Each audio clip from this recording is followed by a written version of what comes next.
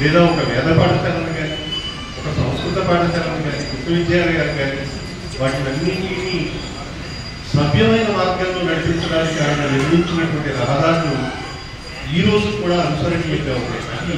వారు సాధించినటువంటి విజయం తిరుమల తిరుపతి దేవస్థానం. ఆ సందర్భంలోనే ఒక అంతరించిపోతున్నటువంటి కళారూపం హరికథ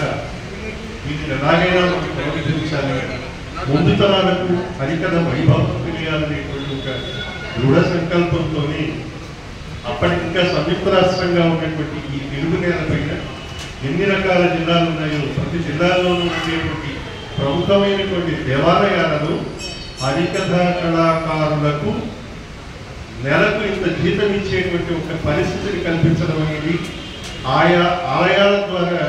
హరికథ అనేటువంటి ఈ కళారూపాన్ని ముందు తరాలకు ప్రవహింప చేయడం అనేది ఆయన సాధించినటువంటి ఒక